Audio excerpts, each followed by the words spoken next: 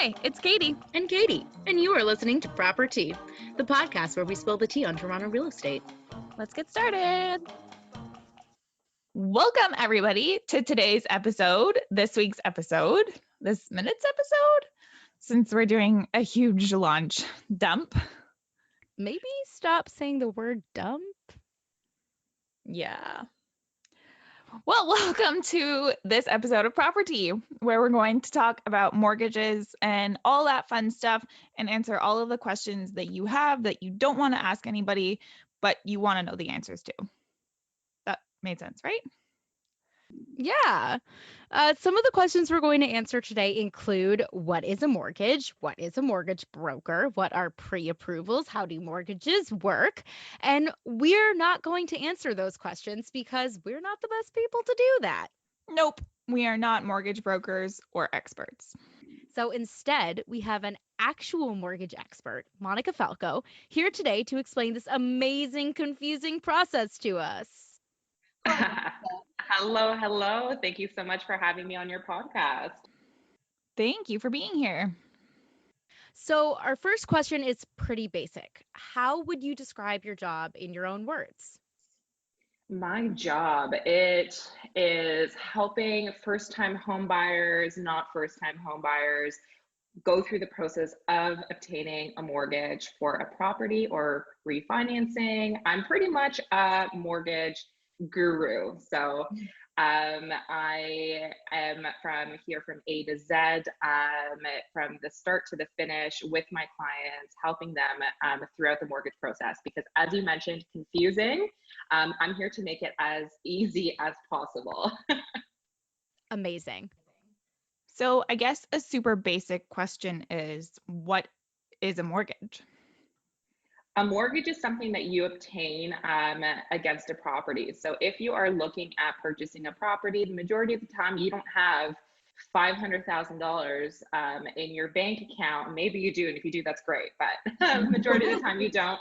So you want to look at purchasing a property. A mortgage is what you would obtain to purchase it. So it's pretty much your purchase price minus your down payment on a property. That is what you are loaned for a mortgage. So it's basically a loan.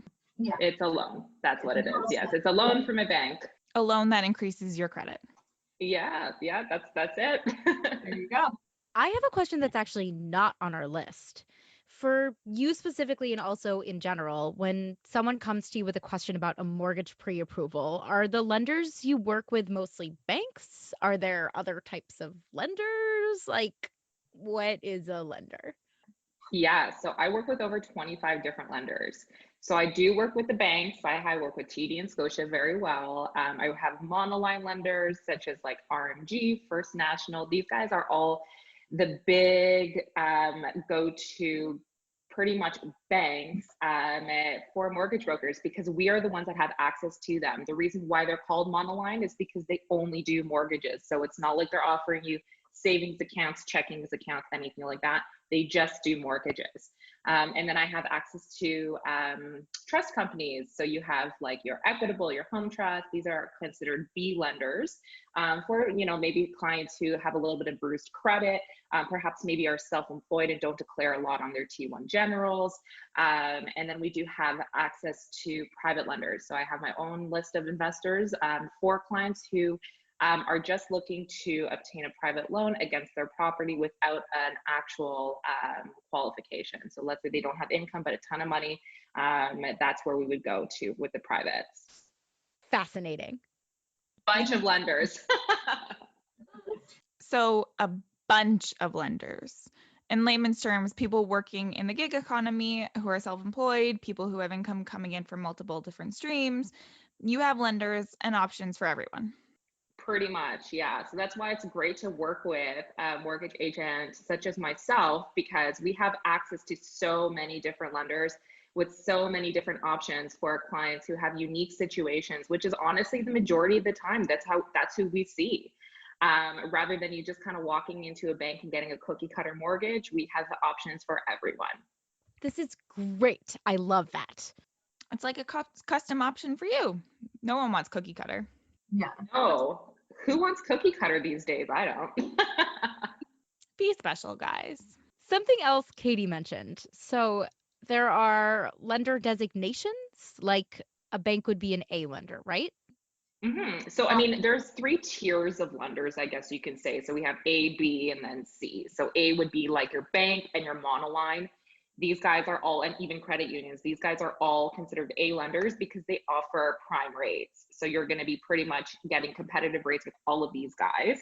B lenders would then be your trust companies. So like the Equitable and the Home Trust. Their rates are a little bit higher because of the different risk that's associated with these guys. And then you have your C lenders, which would be your private. Got it. Let's circle back a bit.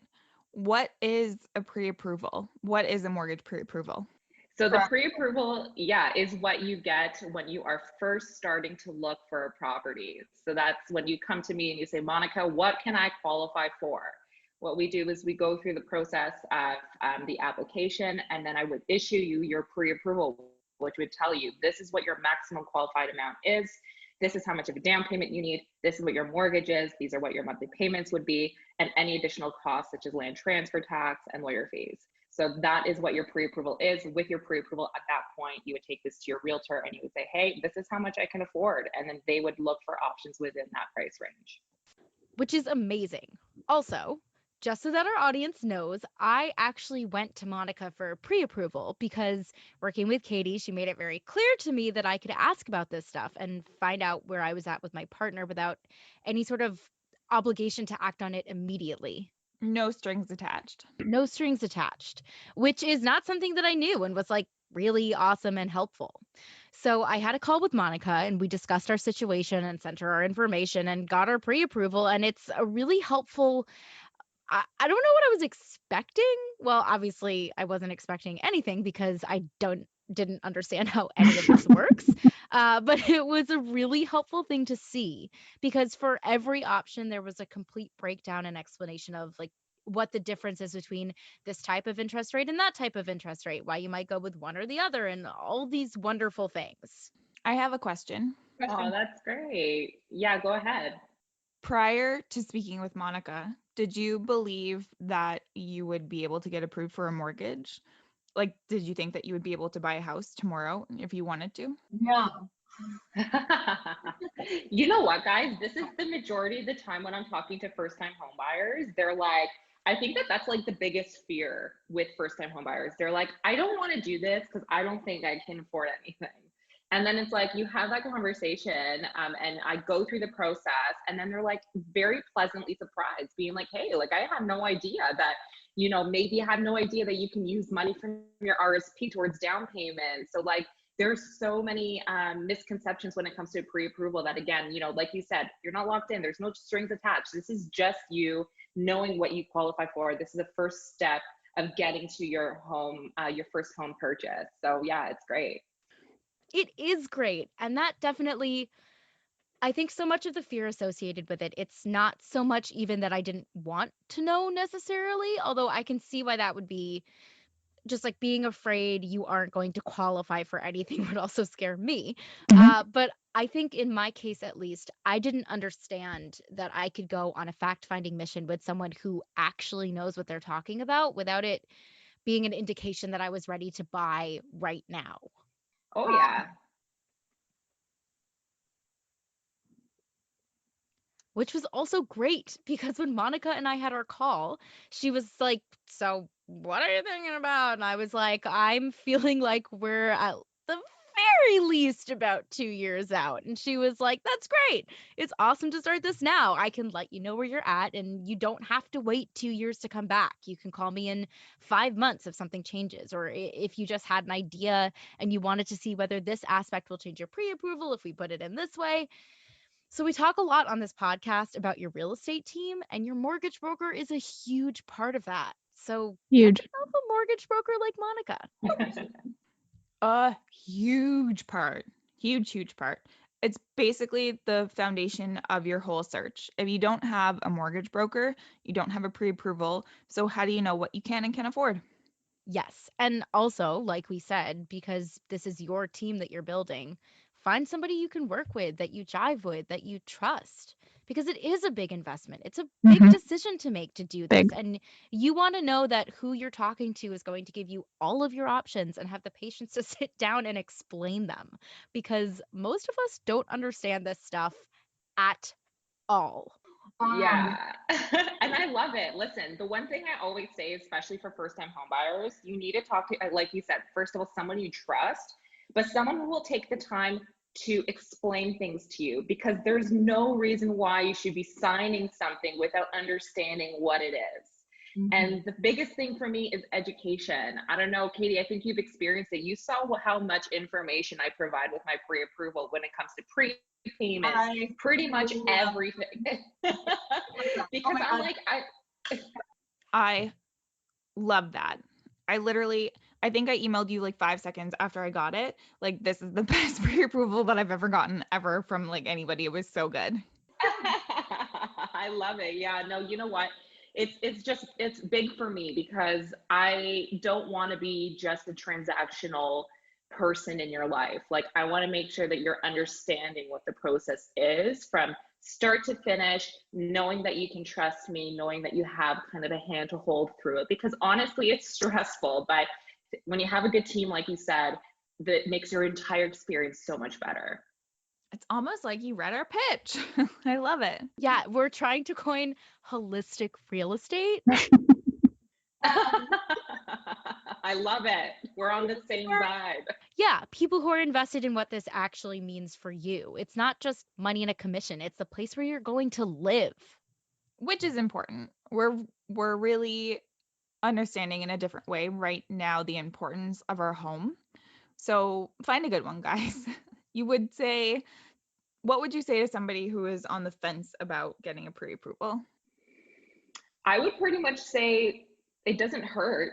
You know, it doesn't hurt to know what you qualify for. Again, there's no strings attached. You're not signing something with me. You don't pay me anything to give you a pre-approval, you know? So why not? That's pretty much why. And, you know, I think the biggest thing is that people don't think that, hey, like, if I'm not going to buy right now, I don't want to get a pre-approval, but that's really not the case. Like, I always say, even if you're 2 years, 3 years, 4 years down the road, like, if we can prep you for where you want to be, let's do it, right? If you say, Monica, I want to buy $1 million house, and, you know, tell me what I need to do to get there. That is why we start now, so that you're prepared 5 years down the road to do it. Awesome. That's amazing. I think I've said that.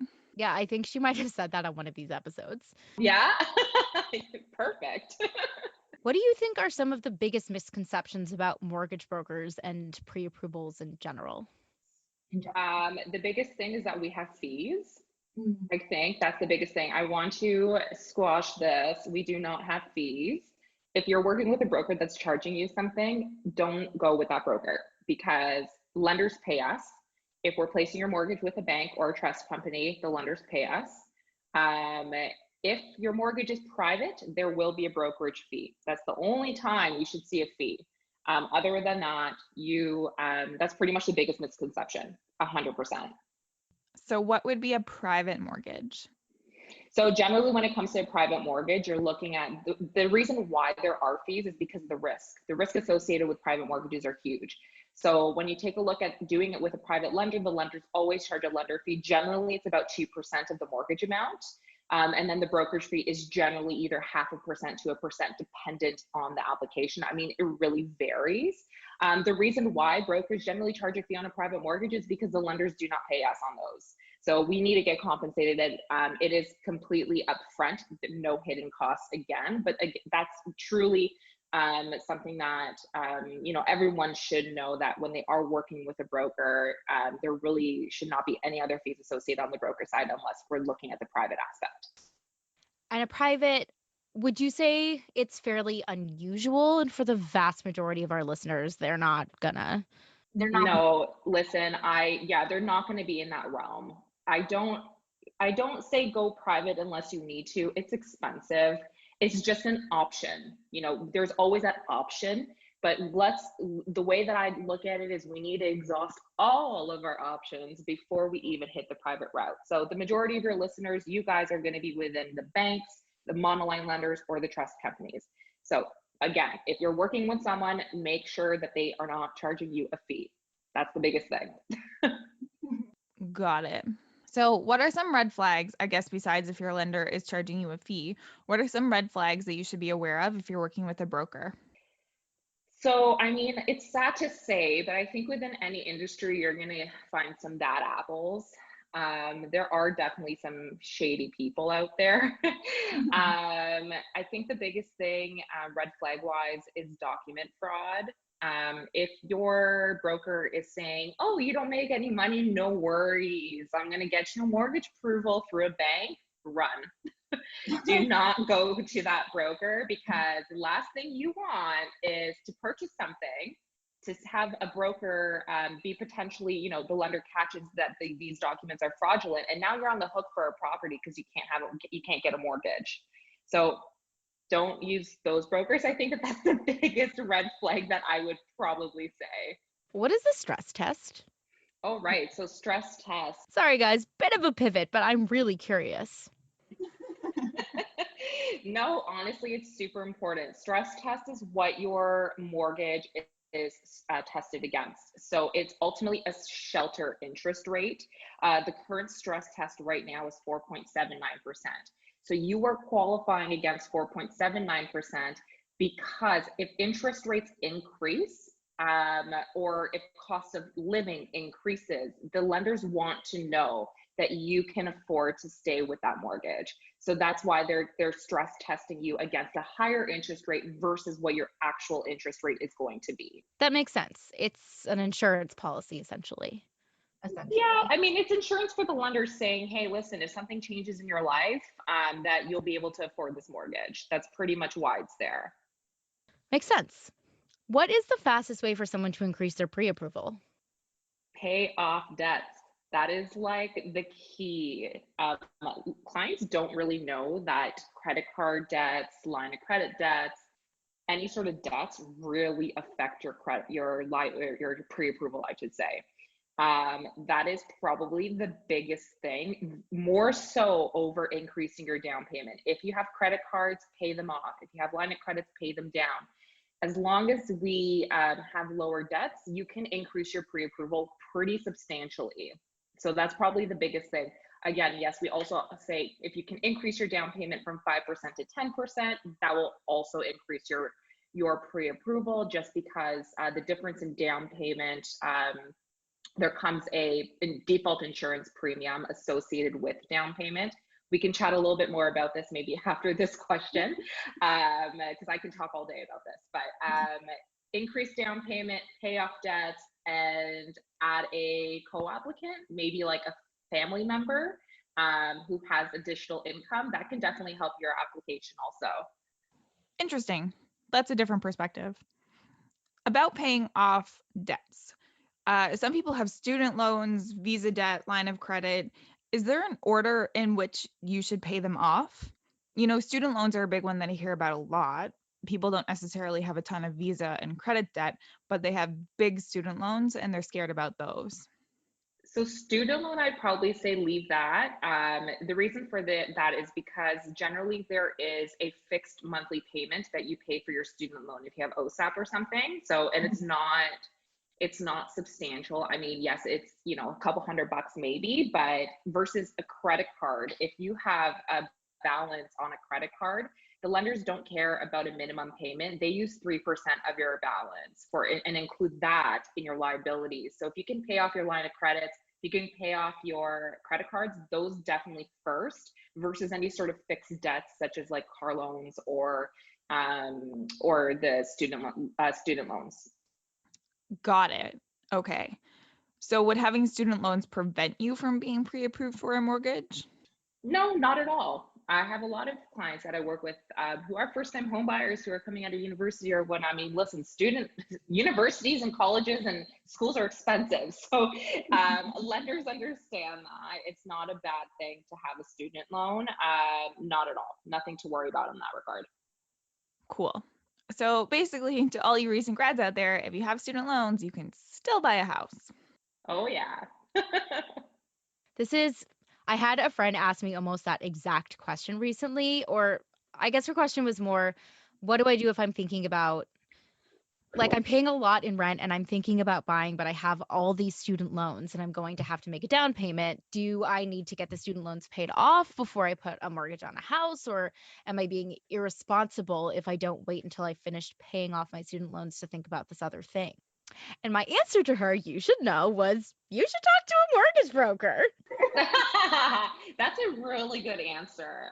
Again, maybe another misconception. Yeah, maybe another misconception that a lot of people have, like maybe that's why people are scared. And I think that is really the case. I mean, if you think that you have a lot of debt, debt is a scary weight. It's a weight on your shoulder. Sometimes that really prevents people from exploring options of purchasing something because they're like, I have so much debt, I'm not going to qualify. Let's take a look, right? Like, let's see how things look. Like, you never know. And I think that's the biggest thing. It's really no harm. Yeah. So basically, not all debt is created equally, and some debt is better than others. Some debt is better than others. I think that, again, the debt that's better than others is debt that has fixed monthly costs, such as a loan, like a student loan, because the lenders will not do 3% of that. They will be taking a look at what your payments are obligated towards that specific loan versus credit card debts and things like that. So there's definitely a difference in debts, I should say. Yeah. So it's almost like your monthly payment for your student loan is considered the same as your lease payment. Yeah. Pretty much, yeah, that's exactly it. Because with the lease, again, you're paying a fixed amount per month for that car, right? So they're not going to be taking a look at what your outstanding balance is on the car and then putting 3% on that. They're taking a look at what your monthly payments are. That makes a lot of sense. So dialing back a bit, I'm a first-time home buyer and I want to find out what I can be pre-approved for. What do I need for my application? Okay, so generally, I'll walk you through the process, and I think you're kind of familiar because we just did this too. But I always like to have a first conversation with a client. I think that, again, kind of putting a voice to the name right now, especially since we're not really meeting people in person, it's very comforting versus just doing everything through email. So I like to kind of have a quick conversation, but the conversation allows me to determine what kind of documents I would require for the clients. So I go through all of the questions that I generally have on the application. And at that point in time, after our conversation, I would send an email. So what you would require for, let's say, a standard salaried employee would be your 2 pieces of government issued ID, front and back, your signed application, your most recent pay stub, your employment letter.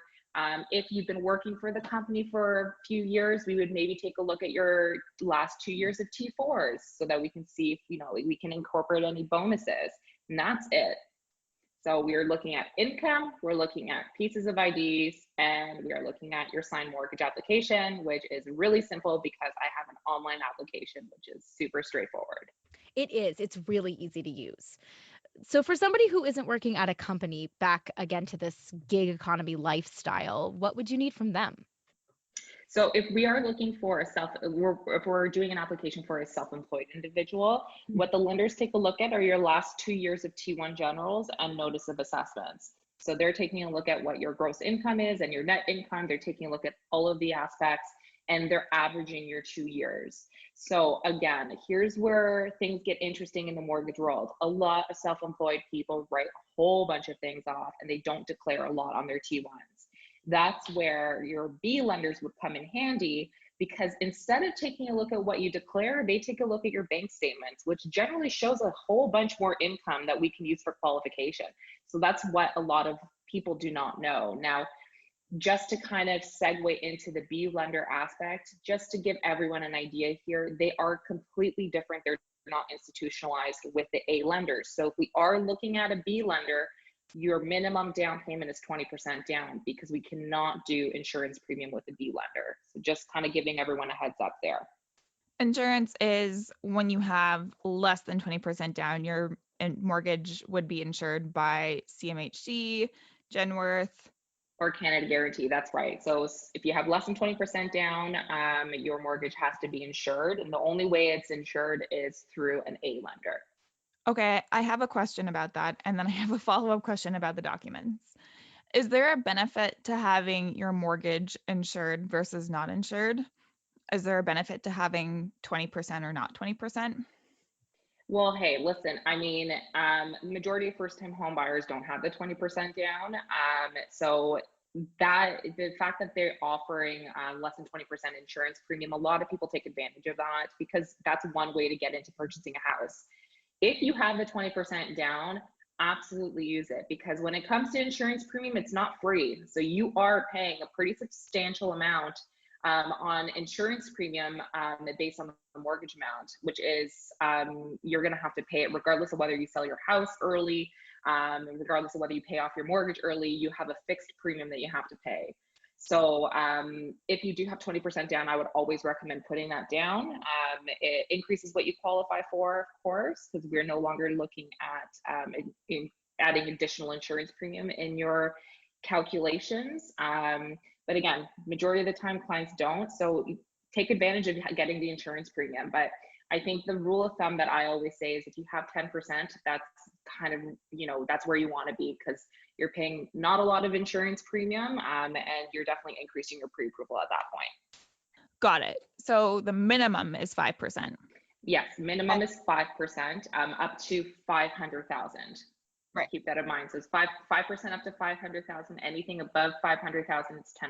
And we won't get into those calculations because they're not as straightforward as they seem. Honestly, it is pretty straightforward. I can kind of give just a quick example here if you guys would like. Okay, sure. Yeah. Okay. So let's just say quickly, you purchase a property for 600,000. Okay. You want to put your minimum down payment. Your $500,000 at 5% down is $25,000, and then the difference between 600,000 and 500,000 is 100,000. So 100,000 at 10% is 10,000. So now your minimum down payment is your 25,000 and your 10,000. So now it's 35,000. That's how much you would require for that specific purchase price. Whoa. So it's not like when you get to 600,000, it's 10% in general. It's your original 5% plus the 10% of the difference between. Yep. That's crazy. I know. A lot of people don't know that. Oh God, the numbers, they make my head hurt. Katie and I have a lot of weird stuff in common. Something that's really different about us. Numbers make sense to her brain, and for me, they induce like an immediate panic attack. So like, do you guys want to know something funny? I'm not even kidding you. When I was studying in university, I hated math. And look at what I'm doing, and I'm like, I love numbers now. So different. But yeah, that's sort of what I was alluding to. It's not straightforward. It's not a straight 5% or a straight 10%. It's kind of a tiered situation that you're looking at. and we won't get into that more because if you have more questions about it, get a pre-approval and ask your mortgage broker. Exactly. Okay, another question I wanted to ask around the document requirements for somebody who is interested in chatting with a mortgage broker or getting a pre-approval. Is there a different set of documents that you would ask for somebody who is, say, planning to purchase right away or within the next 6 months versus somebody who is planning to purchase in the next 2 to 5 years? Well, you have to keep in mind when we do a pre-approval, it's based on your documentation as of right now. So the set documentation is the same for whether or not you are purchasing in the future or if you're purchasing today. But again, if you are purchasing in the future, I will be pre-approving you based on your application right now. But if you say, Monica, I'm planning on switching my job, or I have had an offer for this job, or this is what my income is going to be in 6 months, or whatever the case may be, we can use that specific income for your pre-approval if you are purchasing in the future.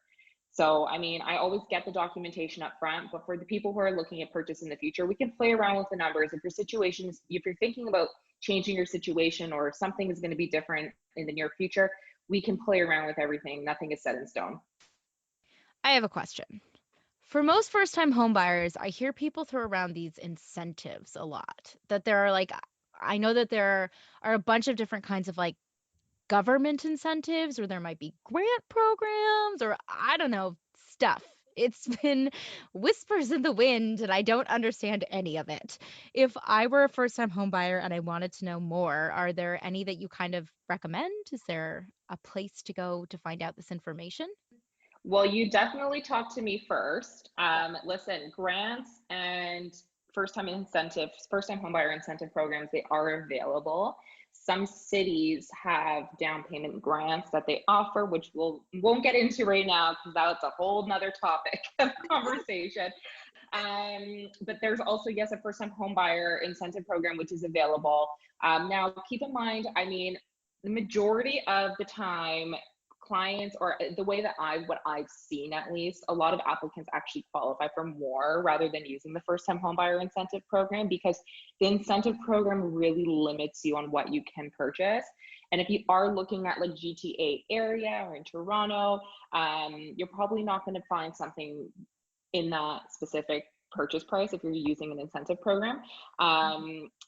It's great to have. And it's something that I always explore with clients. And this is something that I always talk to with clients about if it makes sense for them.